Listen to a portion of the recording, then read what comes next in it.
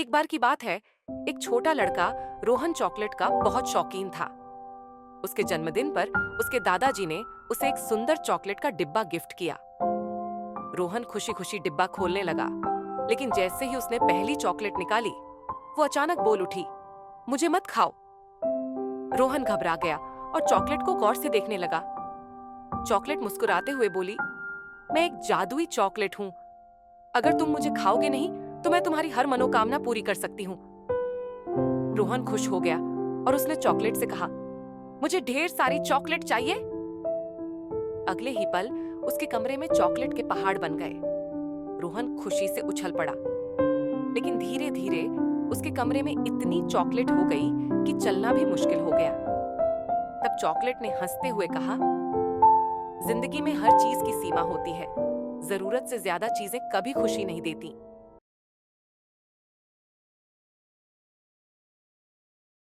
एक दिन रिया को अपने दादा दादी के पुराने बक्से से एक पुरानी फोटो मिली। उस फोटो में एक छोटा बच्चा हंसता हुआ झूला झूल रहा था। रिया ने उत्सुकता से अपनी दादी से पूछा, दादी, ये बच्चा कौन है? दादी मुस्कुराई और बोली, ये तो तुम्हारे पापा हैं जब वो छोटे थे। रिया को यकीन नहीं हुआ, पापा इतने शरारती दिखते थे? दादी ने हंसते हुए कहा, हाँ बेटा, तुम्हारे पापा भी एक समय पर बहुत मस्तीखोर थे। वो अपने दोस्तों के साथ दिन भर खेलते रहते और हमेशा मुस्कुराते रहते। रिया ने वो फोटो अपने पापा को दिखाते हुए कहा, पापा, आप तो मेरे जैसे दिखते हैं। पापा ने फोटो देखकर कहा, रिया, हाँ, लेकिन तुम मुझसे ज्यादा प्यारी हो। उस फोटो ने रिया और उसके परिवार को पुराने दिनों की यादों में वापस ले जाकर एक खूबसूरत पल दिया। हर पुरानी चीज में हमारी यादों का खजाना छिपा होता है, उन्हें संभाल कर रखना चाहिए।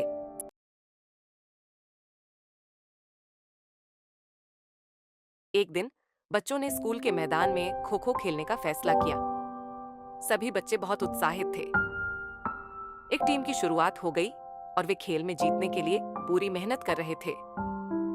पहली टीम में आरशी और अनिका थे, जो काफी तेजी से दौड़ रहे थे। दूसरी टीम में एलेक्सा और सिया थी, जो हमेशा एक दूसरे की मदद करती थीं। जैसे ही आरशी ने एलेक्सा को पकड़ने के लिए दौड़ते हुए हाथ बढ़ाया, सिया ने उसे बचाने के लिए अपने साथियों को संकेत दिया। ये देखकर सभी बच्चे बहुत खुश हुए, क्योंकि टीम वर्क की शक्ति बहुत बड़ी होती है। आखिरकार आरशी ने एलेक्सा को पकड़ लिया और जीत का झंडा लहराया। लेकिन सभी बच्चों ने यह समझा कि जीत केवल दौड़ने से नहीं, बल्कि एक दूसरे की मदद करने से मिलती है। टीम वर्क हमेशा जीत दिलाता है।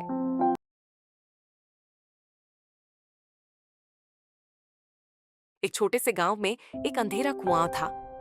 वहां के लोग कहते थे कि कुआं भूतिया है, क्योंकि रात होते ही उसमें हल्की हल्की रोशनी दिखाई देती थी।